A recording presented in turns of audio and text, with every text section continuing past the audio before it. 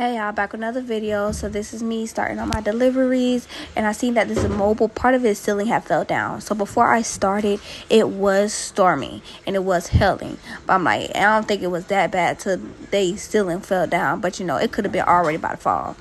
So a lot of people was looking at it. I was like, let me see what's going on, and I seen it and I went ahead and recorded it. So then I started back doing my deliveries. This was a Thursday, so I did not have my kids, so I was doing it like for a while, all the way till late at night. You know, get your money when you can. This apartment had a place where people could drop off their food. So cool. Got my money and went ahead and went into my man.